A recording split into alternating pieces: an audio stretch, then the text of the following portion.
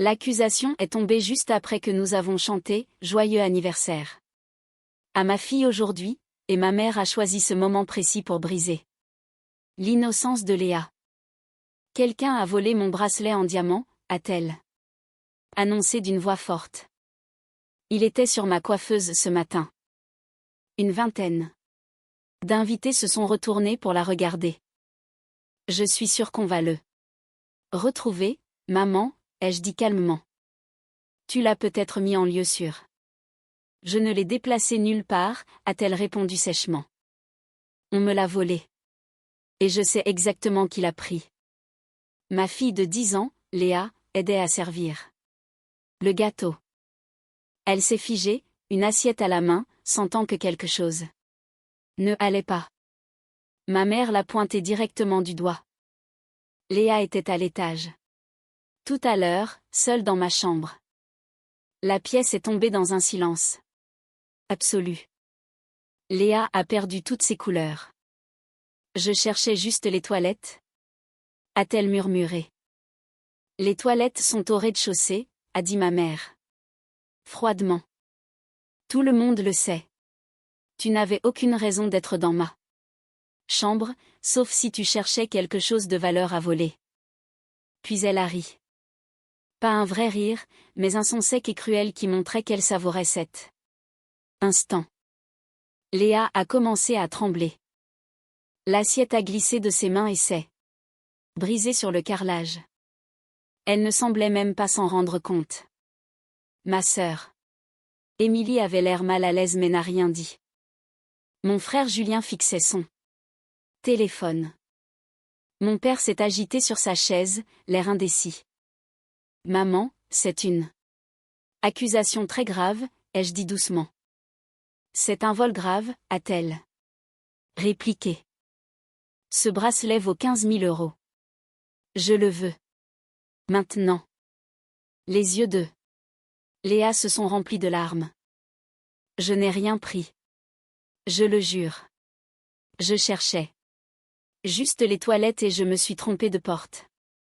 Alors tu ne m'en voudras pas si on fouille ton sac, a dit ma mère.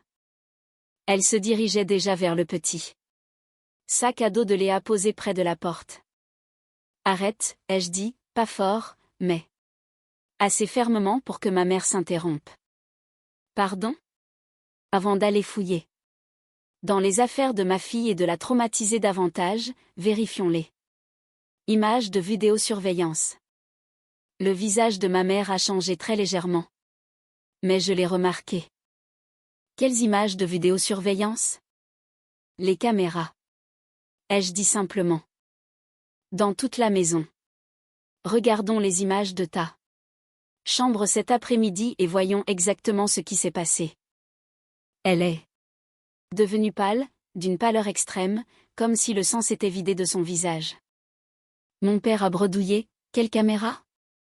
J'ai souri et pris mon téléphone. Le système de sécurité que j'ai installé il y a 6 mois. Tu te souviens, maman ? Quand tu te faisais du souci pour les cambriolages ? C'était pour les portes et les fenêtres, a-t-elle répondu précipitamment. En réalité, il y a 16 caméras au total, y compris une dans ta chambre orientée vers la coiffeuse. Pour des questions d'assurance, c'est toi qui me l'avais spécifiquement demandé. Le silence dans la pièce était profond. Émilie a fini par prendre la parole. Tu as mis des caméras dans la chambre de maman ? À sa demande, ai-je répondu. Elle a insisté. Elle m'a fait promettre d'en orienter une directement vers son coffret à bijoux. Elle disait qu'elle voulait pouvoir prouver ce qu'elle possédait si jamais quelque chose disparaissait. La bouche de ma mère s'ouvrait et se fermait sans qu'aucun son ne sorte. Alors, regardons les images d'aujourd'hui, ai-je continué en tapotant sur mon téléphone. Ça ne devrait prendre qu'1 minute. Le système enregistre tout sur le cloud. Je peux tout afficher ici et maintenant. On peut tous regarder ensemble. Ce n'est pas nécessaire, s'est empressée de dire ma mère. Je pense que si, ai-je répondu. Tu viens d'accuser ma fille d'un vol majeur devant 20 personnes. La moindre des choses est de vérifier cette accusation avec des preuves réelles. Mon père s'est levé, s'il y a des caméras, voyons les images. Réglons ça tout. De suite. Papa, je ne pense vraiment pas que ce soit nécessaire, est intervenue Émilie. Je suis sûre que maman a juste égaré le bracelet. Dans ce cas, les images le montreront, ai-je dit.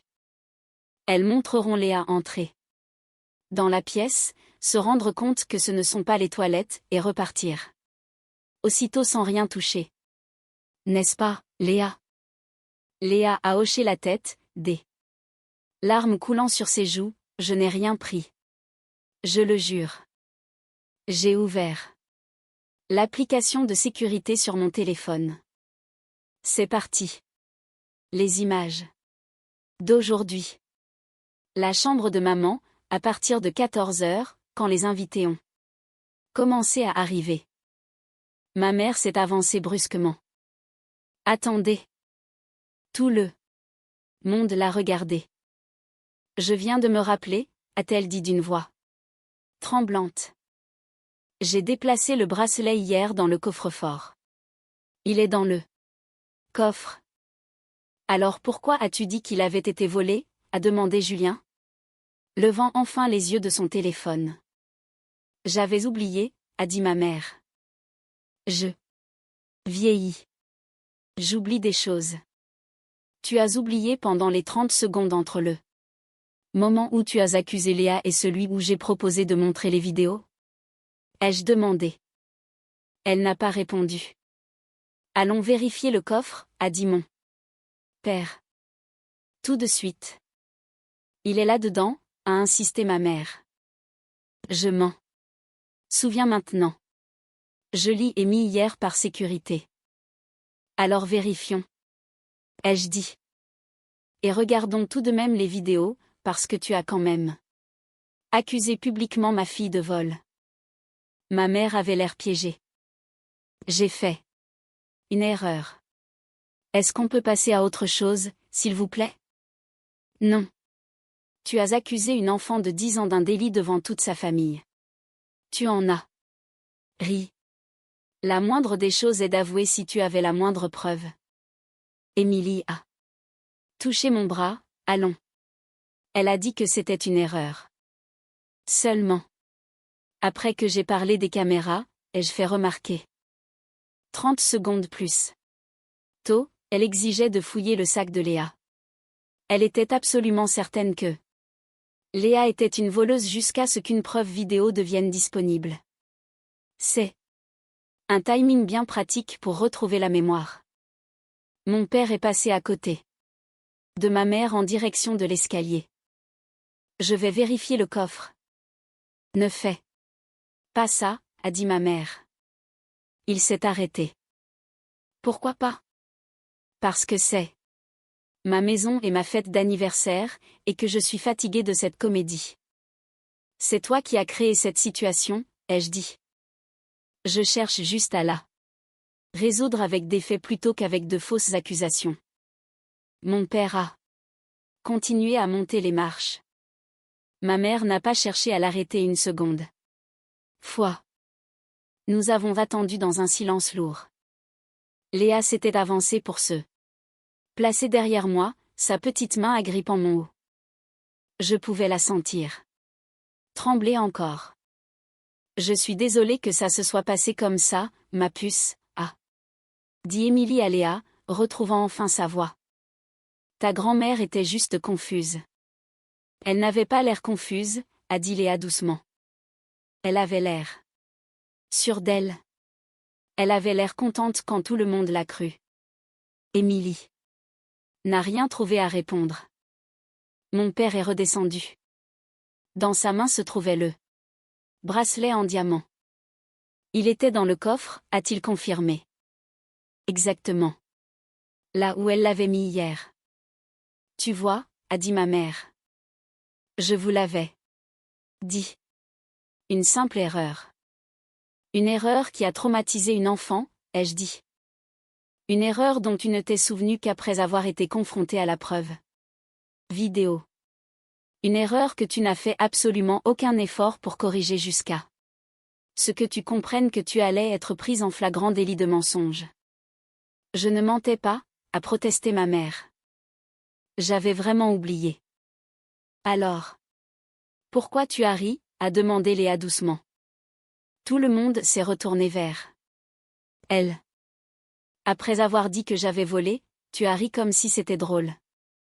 Le visage de ma mère est devenu rouge. Je n'ai pas ri. Si, tu as ri, a dit Julien. Je l'ai entendu aussi. Ce n'était pas comme ça, a bégayé ma mère. J'ai regardé autour de moi dans la pièce. Quelqu'un ici pense sincèrement qu'il s'agissait d'une erreur innocente? Silence. Un silence inconfortable. Voici ce qui s'est réellement passé, ai-je dit. Et nous pouvons le vérifier avec les images si nécessaire. Maman a mis son bracelet dans le coffre hier, comme elle l'a dit. Mais ce matin, elle a oublié qu'elle l'avait fait. Elle a regardé sa coiffeuse, ne l'a pas vue, et a immédiatement décidé que quelqu'un à la fête devait l'avoir pris. Au lieu de vérifier le coffre, au lieu de chercher ailleurs, au lieu de demander calmement à quiconque, elle a décidé d'accuser publiquement une enfant de 10 ans de vol devant 20 témoins lors de son propre anniversaire. Ce n'est pas juste, a protesté faiblement Émilie. Ce qui n'est pas juste, c'est ce qu'elle a fait à Léa, ai-je répondu. Ce qui n'est pas juste, c'est que ma fille tremble et pleure parce que sa grand-mère l'a traitée de voleuse. Ce qui n'est pas juste, c'est que personne dans cette pièce ne l'a défendue à part moi. Cela a fait l'effet d'un choc. Julien a baissé les yeux. Émilie s'est mordu la lèvre. La mâchoire de mon père s'est crispée. Je suis désolée, a finalement dit ma mère, mais elle s'adressait à l'Assemblée, pas à Léa. Dis-le lui à elle, ai-je dit. Regarde ta petite fille et excuse-toi pour ce que tu lui as fait subir. Ma mère a regardé Léa.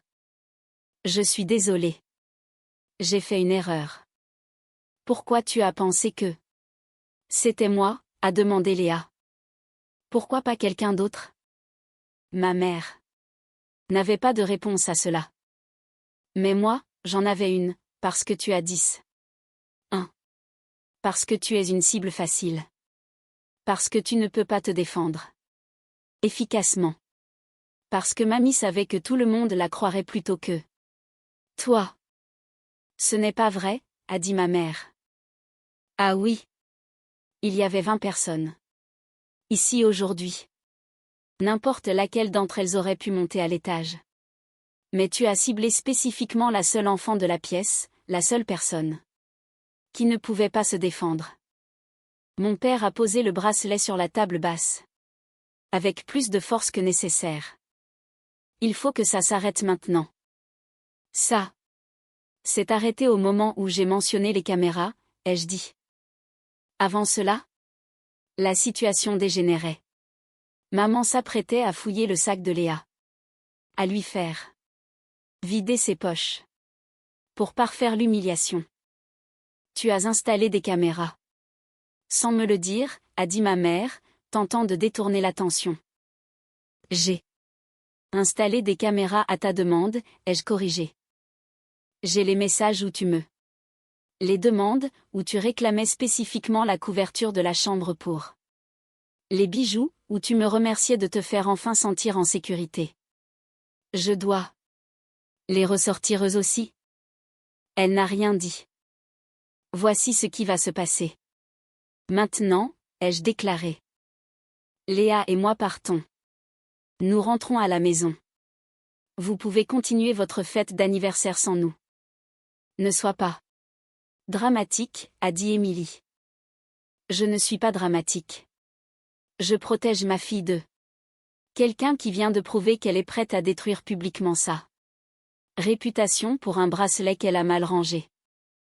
Elle s'est excusée, fait remarquer Julien. Après s'être fait prendre, ai-je souligné. Ce n'est pas la même chose. J'ai pris la main de Léa et me suis dirigée vers la porte. Derrière moi, j'entendais ma mère commencer à pleurer, Émilie se précipitait pour la consoler, Julien suggérait que tout le monde se calme. Mon père nous a rattrapés près de la voiture. Attends.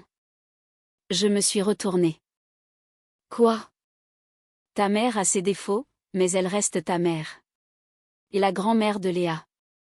Et elle vient d'accuser Léa d'être une voleuse devant tout le monde sans nombre. D'une preuve, parce qu'elle était trop paresseuse pour vérifier son coffre avant de détruire la réputation d'une enfant. Elle a 75 ans, a-t-il dit. Elle oublie des choses. Elle s'en est souvenue au moment exact où la preuve vidéo a été évoquée. Sa mémoire fonctionne très bien quand elle est au pied du mur. Il a soupiré. Que veux-tu que je te dise? Rien. Je ne veux pas que tu dises quoi que ce soit. J'aurais voulu que tu défendes Léa quand c'est arrivé. J'aurais voulu que quelqu'un, n'importe qui, se lève et dise, on devrait peut-être vérifier avant d'accuser une enfant d'un délit. Personne ne l'a fait. Alors maintenant? Léa sait que quand les choses tournent mal, sa famille ne la protégera pas. Sa mère le fera, mais pas sa famille. Ce n'est pas juste. Ce qui s'est passé là-dedans ne l'était pas non plus. J'ai ouvert la portière. Pour Léa. Souhaite un bon anniversaire à maman. Nous ne serons pas là à la prochaine réunion de famille, ni à la suivante, ni à aucune réunion où Léa pourrait être soumise à de fausses accusations et à l'humiliation publique. Tu exagères, a-t-il dit. Vraiment? Parce que d'où je suis, je réagis. Exactement comme il le faut. Quelqu'un s'en est pris à mon enfant. Je l'ai défendu. C'est ce que font les parents. Je suis montée en voiture et j'ai démarré. Dans le rétroviseur, je voyais mon père debout dans l'allée, l'air désemparé. Léa est restée silencieuse pendant plusieurs minutes. Puis elle a demandé, on ne va vraiment plus y retourner? Pas avant un moment? Ai-je dit. Peut-être plus jamais. On verra. Mamie pensait vraiment que je lui avais volé quelque chose. Mamie a fait une terrible supposition sans aucune preuve. Tu penses qu'elle avait vraiment oublié pour le coffre? J'y avais pensé, au timing, à la rapidité avec laquelle la mémoire lui était revenue quand j'avais parlé des caméras, à ce rire. Je pense qu'elle avait oublié où elle avait mis le bracelet, ai-je dit prudemment. Et au lieu de l'admettre, elle a décidé de rejeter la faute sur quelqu'un d'autre. Quelqu'un qui ne pouvait pas se défendre efficacement. C'est méchant. Oui, ça l'est. Tu es en colère contre papy, tata Émilie et tonton Julien? Je suis déçue. Ils ont vu une injustice se produire et ils ne l'ont pas arrêtée. C'est parfois pire que de faire le mal soi-même. Nous avons roulé en silence. Pendant un moment. Maman, a dit Léa doucement. Merci de m'avoir cru. Mon cœur s'est serré. Je te croirai toujours, ma chérie. Et je te défendrai. Toujours, peu importe contre qui je dois me dresser, même la famille, surtout la famille, parce que la famille devrait être plus avisée. Quand nous sommes rentrés, Léa est allée directement dans sa chambre. Je me suis assise dans la cuisine et j'ai fixé mon téléphone. Les messages arrivaient déjà. Émilie me demandait de reconsidérer ma décision. Julien disait que j'avais affiché maman le jour de son anniversaire. Ma mère m'envoyait un long SMS pour me dire à quel point elle était blessée par mon comportement. Rien de la part de mon père. Je n'ai répondu à aucun d'entre eux. À la place, j'ai ouvert l'application de sécurité et j'ai extrait la vidéo de la chambre de ma mère. On y voyait Léa Entrer à 14h47, regarder autour d'elle visiblement confuse, et ressortir. Aussitôt. Temps total dans la pièce, 11 secondes. Elle ne s'était jamais approchée de la coiffeuse. N'avait rien touché. Juste une enfant perdue qui cherchait les toilettes. J'ai sauvegardé la séquence sur mon stockage personnel. Au cas où. Mon téléphone a vibré à nouveau. Un autre message d'Émilie, maman. Pleure. Elle est vraiment désolée. S'il te plaît, reviens. J'ai tapé une réponse. Elle savait que le bracelet n'était pas volé dès que j'ai parlé des caméras. Cela signifie qu'elle le savait déjà avant, sans avoir la moindre preuve. Elle a accusé Léa quand même. Ce n'est pas une erreur. C'est un choix. Émilie n'a pas répondu. Plus tard dans la soirée, Léa est sortie de sa chambre. Maman, je peux te demander quelque chose? Bien sûr. Les caméras. Est-ce qu'elles montrent vraiment tout? Tout dans les pièces où elles sont installées? Oui. Est-ce que tu as regardé ce qui s'est passé dans la chambre de mamie? Oui. Et tu as fait exactement ce que tu as dit. Tu as ouvert la porte, tu as compris que ce n'était pas les toilettes, et tu es reparti immédiatement. Tu es resté 11 secondes dans la pièce. Tu ne t'es jamais approché des bijoux. Elle a hoché la tête lentement. Je suis contente qu'il y ait eu des caméras. Personne ne m'aurait cru sinon. Elle avait raison. Et c'était la partie la plus triste de toute cette histoire. Le lendemain matin, mon père a appelé. Ta mère veut parler à Léa pour s'excuser. Correctement. Non, ai-je dit. Elle est vraiment désolée. Elle est surtout désolée de s'être fait prendre. Il y a une différence. Combien de temps tu vas la punir? Je ne punis personne. Je protège ma fille de quelqu'un qui a prouvé qu'elle sacrifierait sa réputation plutôt que d'admettre une simple erreur. Quand maman sera prête à assumer une responsabilité réelle, et pas seulement à regretter de s'être fait prendre, nous pourrons parler. D'ici là, Léa et moi restons à l'écart. Ça pourrait être long. Alors ce sera long. J'ai raccroché. Ce n'était que le début. Ma mère l'avait dit avec ce rire cruel. Elle avait raison sur ce point. Ce n'était que le début pour Léa. D'apprendre que je choisirais toujours sa sécurité plutôt que l'harmonie familiale. Et cela me convenait parfaitement.